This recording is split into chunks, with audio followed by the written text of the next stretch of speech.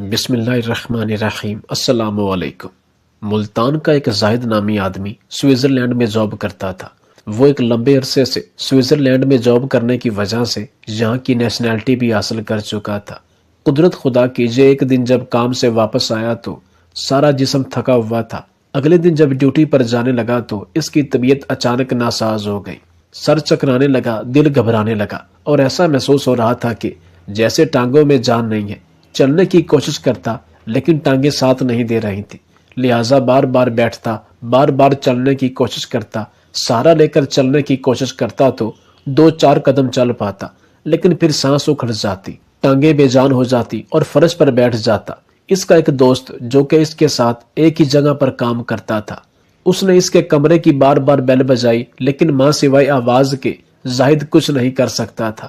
اس نے بلند آواز میں اسے کہا کہ کچھ دیر رکو، میں دروازہ کھولنے کی کوشش کر رہا ہوں۔ اس نے بڑی مشکل سے سہارے کی وجہ سے دروازہ کھولا اور فوری وہیں پر گر گیا۔ اس کی یہ حالت دیکھ کر اس کا دوست بڑا پریشان ہوا اور فوری اسے ہسپتال لے جانے کے لیے تگ و دو کرنے لگا۔ صبح کا وقت تھا، اس نے کسی بھی طرح سے اپنے دوست کو گاڑی میں بٹھایا اور ہسپتال جا پہنچا۔ ڈاکٹرز نے اس کا مکمل معائنہ کیا، ہر لحاظ سے چیک اپ کرنے کے بعد اس کے جسم کے کمپلیٹ ٹیسٹ کیے گئے اور اس کے بعد جو خبر سامنے آئی، اس نے زاہد کے جینے کی تمنا ہی ختم کر دی تھی۔ ڈاکٹرز نے اسے بتایا کہ آپ کے ٹیسٹ اور رپورٹ کو مد نظر رکھتے ہوئے ہمیں آپ کو اس بری خبر سے آگاہ کرنا پڑ رہا ہے کہ آپ کو بلڈ کینسر ہو گیا ہے۔ ڈاکٹر کے یہ الفاظ سنتے ہی زاہد کی آنکھوں کے سامنے اندھیرا چھانے لگا۔ اس کا بلڈ پریشر ایک دم سے لو ہو گیا۔ اس کے دوست اور ڈاکٹر حضرات نے اسے حوصلہ دیا۔ آخر میں ڈاکٹر حضرات نے اسے کہا کہ آپ کے پاس 2.5 مہینے، لاسٹ 3 مہینے ہیں، اس سے زیادہ ٹائم آپ کے پاس نہیں ہے، اس کے بعد آپ خالق حقیقی سے جا ملیں گے۔ ڈاکٹرز نے اسے حوصلہ دیتے ہوئے کہا کہ جینے کے لیے تو 1 گھنٹہ ہی بہت ہے، 100 سال کا کیا فائدہ کہ جس میں انسان دکھوں اور غموں میں جلتے ہوئے گزارے، لہٰذا آپ کے پاس 3 مہینے ہیں، ان 3 مہینوں کو آپ 300 سال کی طرح جئیں۔ لیڈی ڈاکٹر نے جس قدر ممکن ہو سکا زاہد کو حوصلہ دیا اور جینے کی تمنا اس کے اندر بیدار کرنے کی کوشش کی، لیکن زاہد بالکل مایوس ہو چکا تھا۔ جس آدمی نے ایک لمبا عرصہ اپنے ملک، رشتہ داروں سے دور رہ کر 4 پیسے کمائے کہ آخری عمر میں میرا وہ سہارا بنے گی اور میں چین سے بیٹھ کر کھا سکوں گا، لیکن جب اچانک اس کے سر پر یہ پہاڑ ٹوٹ پڑے کہ تم نے جو کچھ کیا ہے اس کا تمہیں کوئی فائدہ حاصل نہیں ہوا، لہٰذا تم اپنی آخرت کی طرف توجہ دو، تمہارے پاس وقت محدود ہے۔ قصہ مختصر یہ کہ 3 دن ہسپتال میں داخل رہنے کے بعد زاہد کو اس کے گھر منتقل کیا گیا، جو کہ سوئٹزرلینڈ میں ہی تھا، جو اسے کمپنی کی طرف سے ملا ہوا تھا۔ زاہد سوچ میں پڑ گیا اور آخر کار اس نتیجے پر پہنچا کہ مر تو جانا ہی ہے تو کم از کم اپنوں میں مرا جائے، اپنے دیش پاکستان میں ہی زندگی کے آخری سانس لیے جائے۔ اس نے پاکستان آنے کے لیے اپنے دوست کا سہارا لیا۔ اس نے اسے ایئرپورٹ پر آ کر پاکستان کی فلائٹ میں بٹھا دیا۔ اس میں بھی کوئی دو رائے نہیں، اور یہ ایک بہت بڑا المیہ ہے کہ ہمارے جو دوست احباب باہر ہوتے ہیں، کسی بھی ملک میں ڈالر، ریال، پاؤنڈ وغیرہ کما رہے ہوتے ہیں، یہ بیچارے اپنے گھر والوں کی طرف زیادہ سے زیادہ پیسے بھیجنے میں وقت لگاتے ہیں، محنت کرتے ہیں، اور بدقسمتی سے جو فیملی ہوتی ہے انہیں زیادہ تر باہر سے آنے والے ڈالرز، ریال، پاؤنڈ اس رقم سے غرض ہوتی ہے۔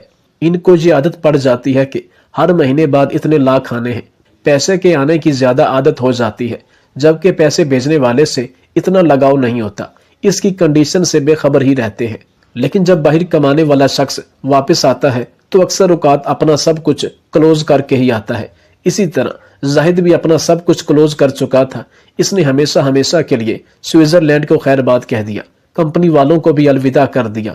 ان سے لین دین کرنے کے بعد انہوں نے اسے بونس سے نوازا اور رخصت کر دیا۔ یہ حقیقت ہے کہ جب باہر سے پیسے آتے ہیں وہ تو بہت ہی اچھے لگتے ہیں، ان پیسوں کی خوشبو، ان کی رونق، ان سے رشتے مضبوط رہتے ہیں، لیکن جب اچانک کوئی کمانے والا آدمی سب کچھ ختم کر کے واپس آ جائے تو پہلے والے رنگ نہیں رہتے۔ چونکہ صاف سی بات ہے، جو بندہ ہر مہینے لاکھوں روپے بھیج رہا ہو، اب وہ پاکستان میں آ کر فی الحال فارغ رہے گا، بعد میں کام کیا کرے گا، کیسے کرے گا، اور شاید اتنا نہ کما سکے۔ اس لیے رشتہ داروں کے مختلف لوگ مختلف نظروں سے دیکھتے ہیں۔ زاہد اچانک واپس پاکستان آیا، گھر والوں کے پاس پہنچا تو وہ بھی پریشان ہو گئے کہ بن بتائے زاہد کیسے اور کیوں آ گیا ہے، جبکہ ہمیں خبر بھی نہیں کی، اور یہاں پر تو کوئی کسی کی بڑی خوشی غمی بھی نہیں ہوئی۔ زاہد کیوں آیا ہے؟ ہر کسی کے ذہن میں یہی سوال پنپ رہے تھے۔ جب زاہد نے سب کی آنکھیں پڑھی تو انہیں مخاطب کرتے ہوئے کہا کہ میں سب کچھ کلوز کر کے، سب کچھ چھوڑ چھاڑ کے ہمیشہ کے لیے اپنے وطن آپ لوگوں کے پاس آ گیا ہوں۔ تو گھر والوں نے کہا کہ آپ کیوں آئے ہو، کیا وجہ بنی ہے؟ زاہد ایک سیدھا سادہ آدمی تھا۔ اس نے بغیر بات کو گھمائے پھرائے کہا کہ مجھے بلڈ کینسر ہو چکا ہے اور میرے پاس 2.5-3 ماہ سے زیادہ وقت نہیں ہے، لہٰذا میں نے سوچا کہ اپنے ملک میں اپنوں کے ساتھ رہ کر اپنی زندگی کی آخری سانسیں ختم کروں اور اسی دھرتی پر مدفن ہو جاؤں۔ بس یہ سننا تھا کہ گھر والوں کی آنکھوں میں جو پہلے چمک تھی، رونق تھی، وہ ختم ہوتی ہوئی زاہد کو محسوس ہوئی۔ آخر زاہد نے بھی دنیا دیکھی تھی، اپنی زندگی کا ایک وسیع تجربہ رکھتا تھا۔ چند دن گزرے تو اسے محسوس ہوا کہ گھر والوں کی نظریں پہلے جیسی نہیں رہی۔ وہ ان سے جو رویہ اختیار کر رہے تھے وہ ایسا نہیں تھا کہ جس سے زاہد کو تسکین پہنچے۔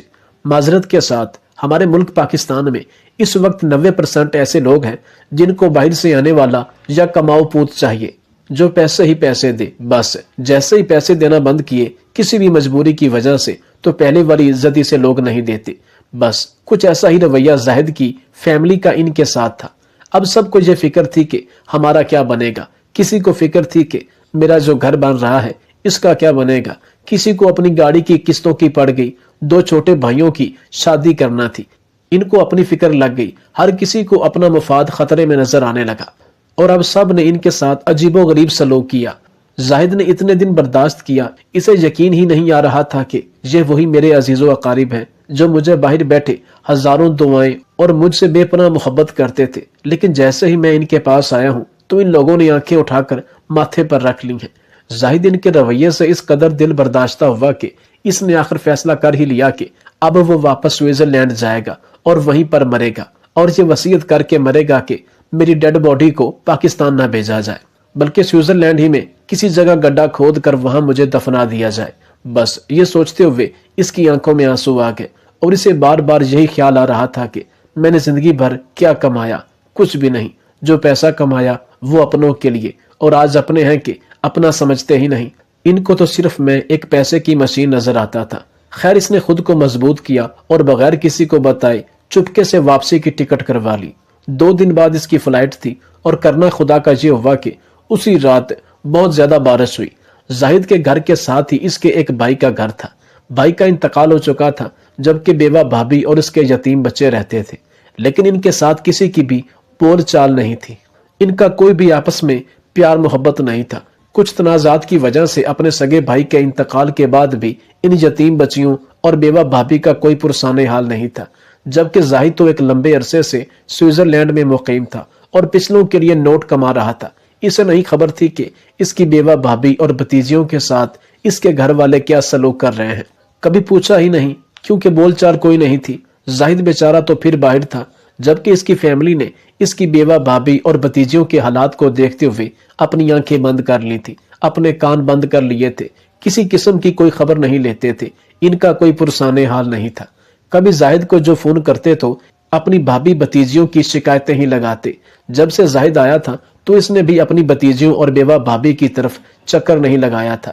کبھی کسی نے بیوہ بھابھی اور بھتیجیوں کی خیر خبر نہیں لی تھی کہ کس طرح گزارا ہو رہا ہے، دن کیسے گزرتے ہیں، راتیں کیسے گزرتی ہیں، کھانے پینے کے کوئی مسائل تو نہیں ہیں۔ لیکن قدرتی طور پر رات کو بہت زیادہ بارش ہوئی، اس قدر بارش ہوئی کہ ساری رات بارش تھام نہ سکی۔ زاہد کو بھی نیند نہ آئی، لیکن زاہد کے کانوں میں بار بار برتنوں کی آوازیں پڑ رہی تھی۔ اگلی صبح جب زاہد اٹھا تو اپنی فیملی سے پوچھا کہ یہ ساری رات ساتھ والے گھر سے برتنوں کی آوازیں آتی رہی ہیں، کیا ہوتا رہا ہے ان کے گھر میں؟ تو گھر والوں نے زاہد کو عجیب و غریب سی باتیں سنائیں۔ زاہد خاموش ہو گیا، لیکن وہ رات والی برتنوں کی آوازیں اس کے دماغ سے نہیں نکل رہی تھی۔ خیر اس نے ناشتہ وغیرہ کیا۔ اس نے سوچا کہ میں خود جا کر پتہ کرتا ہوں کہ کیا وجہ تھی کہ ساری رات ان لوگوں نے مجھے سونے نہیں دیا۔ بار بار میرے کانوں میں برتنوں کی آوازیں پڑتی رہیں، دل کو سکون نہیں ہوا تو جا کے اس نے ساتھ والے گھر پہ دستک دی۔ دروازہ کھلا تو بھتیجی نے دروازہ کھولا۔ پہلے ایک چیخ نکلی، پھر ساتھ ہی منہ سے نکلا بڑے ابو آئے ہیں۔ خیر اندر گئے، حال دیکھ کر دل کٹ گیا اور خود سے ہی سوال کیا کہ ظالمہ اپنا محل دیکھ اور ان یتیموں کا گھر دیکھ۔ زاہد کے اندر سے سوال ہوا کہ کل کو اللہ کو کیا منہ دکھائے گا؟ اللہ کے رسول کی باری تو بعد میں آئے گی، پہلے ان کے باپ کو کیا منہ دکھائے گا؟ میرا بھائی مجھے کہے گا کہ تو اتنا ہی ظالم ہو گیا تھا کیا؟ یہ میرا خون نہیں تھا، یہ میرا کنبہ نہیں تھا، اور تم لوگ مجھے، میرے بچوں کو عزیز و اقارب تو کچھ نہ سمجھتے، ہم کم از کم تمہارے ہمسائے تو تھے ہی، اور ہمسایوں کے بھی کچھ حقوق ہوتے ہیں، لیکن تم اس قدر ہی غافل ہو گئے تھے، اتنے ظالم ہو گئے تھے۔ خیر زاہد اپنے سوالوں سے ان سے شرمندہ ہوا تو اپنی بھتیجیوں سے پوچھا کہ رات کو تمہارے گھر سے برتنوں کی بہت آوازیں آ رہی تھی۔ تو بھتیجی نے کہا کہ تایا ابو، آپ کو پتا ہے کہ ساری رات بارش ہوتی رہی ہے، جبکہ بارش کی وجہ سے ہمارے گھر کی چھت ٹپکتی رہی ہے، کبھی وہاں برتن رکھتے کبھی وہاں برتن رکھتے تھے، اس لیے رات کو برتنوں کی آوازیں آتی رہیں۔ یہ الفاظ سنتے ہی زاہد بڑا رویا، اور دل میں اسے خیال آیا کہ مر تو جانا ہی ہے، لیکن مرنے سے پہلے پہلے ان یتیم بچوں کو اچھا سا گھر بنا کر دے جاتا ہوں، کیونکہ جہاں یہ یتیم بچے اور بیوہ بھابھی رہتی تھی، ایک تو وہ جگہ بہت ہی کم تھی، اور دوسرا بہت زیادہ خستہ حالت مکان تھا، جس کی وجہ سے ان بچوں کا دن رات جینا حرام رہتا تھا۔ زاہد نے ایک نہیں، دو نہیں، 3 مستری لگائے اور کہا کہ یہ سارا مکان گرا کر یہاں پر ڈبل سٹوری نیا گھر تعمیر کریں، جتنی رقم لگے گی میں لگاؤں گا، اور 24 گھنٹے کام ہوگا، ڈبل شفٹیں لگیں گی، کسی بھی حال میں کام رکنا نہیں چاہیے۔ زاہد نے ٹکٹ کینسل کروا دی اور ان غریبوں کا مکان بنوایا، انہیں شفٹ کیا تو نہ جانے کیوں دل میں خیال پیدا ہوا، اور پھر جاتے ہوئے ان بچوں کو ایک موبائل بھی دیا کہ میں تم لوگوں کو کچھ پیسے بھی بھجواؤں گا، اور جب تک میری زندگی ہے تمہیں کوئی بھی پریشانی ہو تو تم اس نمبر پر مجھ سے رابطہ کر لینا۔ بھابی نے روتے ہوئے زاہد کا شکریہ ادا کیا اور کہا کہ زاہد بھائی، اللہ آپ کو لمبی عمر دے، آپ نے جو ہمارے ساتھ کیا ہے اللہ آپ کو اس کا اجر ضرور دے گا۔ آپ نے ایک بیوہ اور اس کی یتیم بچیوں کے سر پر ہاتھ رکھا ہے، میں ہر وقت اٹھتے بیٹھتے خود بھی اور اپنے بچوں سے آپ کی لمبی عمر صحت کی دعا کروں گی کہ اللہ تعالیٰ آپ کو دونوں جہانوں میں عزت والا مقام عطا فرمائے۔ نیا گھر دیکھ کر بچے بہت خوش ہوئے، زاہد نے انہیں اچھا کھلایا پلایا، انہیں کپڑے جوتے لے کر دیے، چند دنوں بعد ٹکٹ کروائی اور واپس سوئٹزرلینڈ چلا گیا۔ اس نے اسی فیکٹری میں دوبارہ کام کرنا شروع کیا اور اپنے دوست کے گھر میں رہنے لگا۔ پہلے 2 ماہ گزرے، 3 ماہ گزرے، حتیٰ کہ 6 ماہ گزر گئے، اور زاہد کو کوئی تکلیف نہ ہوئی، کوئی مسئلہ نہ بنا، طبیعت پہلے سے کئی گنا زیادہ بڑھ گئی تھی۔ ایک دن اس کے دوست نے کہا کہ ڈاکٹرز نے تمہیں 3 ماہ کی مہلت دی تھی، جبکہ تمہیں 5-6 ماہ ہو چکے ہیں، اور اب تم پہلے سے بھی زیادہ تندرست ہو۔ زاہد نے کہا کہ یار یہ بات میں بھی سوچتا ہوں، لیکن میرے پاس کوئی جواب نہیں۔ قصہ مختصر یہ کہ جس فیکٹری میں یہ کام کرتا تھا، ان کے کہنے پر یہ دوبارہ اسی اسپتال میں گیا، اور فیکٹری کے خرچ پر ہی اس کے دوبارہ سارے ٹیسٹ جب کروائے گئے تو تمام ڈاکٹرز سر پکڑ کر بیٹھ گئے۔ ڈاکٹرز نے کہا کہ ہماری ایک آدھ مشین تو خراب ہو سکتی ہے، لیکن ہم نے ان کے اتنے ٹیسٹ کیے، یہ اتفاق نہیں ہو سکتا کہ مشینری خراب ہو، یہ کوئی معجزہ ہے۔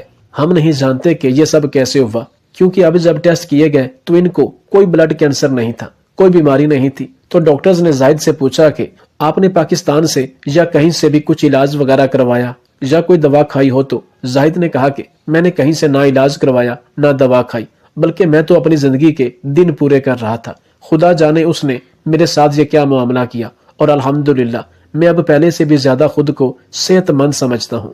زاہد واپس آیا اور اپنے سارے اعمالوں پر نظر مارنے لگا۔ اسے ماں سوائے اپنی اس نیکی کے اور کچھ نظر نہ آیا جو اس نے اپنی یتیم بھتیجیوں بیوہ کو گھر بنا کر دیا، ان کو موبائل وغیرہ لے کر دیے، کپڑے جوتے لے کر دیے، لیکن اب اس نے ہر ماہ باقاعدہ ان کو ایک معقول رقم بھیجنا شروع کر دی۔ اب وہ اپنی زندگی کو کسی اور رخ سے دیکھ رہا تھا، 5 وقت کی نماز پڑھتا، زیادہ سے زیادہ خیرات کرتا، اپنے یتیم اور بیوہ رشتہ داروں کو ہر ماہ رقم بھجواتا۔ اب اس نے اپنی فیملی پر توجہ دینا بہت کم کر دی تھی۔ بے شک اللہ جب چاہے جیسا چاہے معجزہ کر دے، اور کسی کو زندگی کے کسی بھی موڑ پر، عمر کے کسی بھی حصے پر ہدایت ابدی عطا فرما سکتا ہے، اور ایسا ہی کچھ زاہد کے ساتھ ہوا جس سے اس کی ساری زندگی بدل گئی۔ اللہ اکبر۔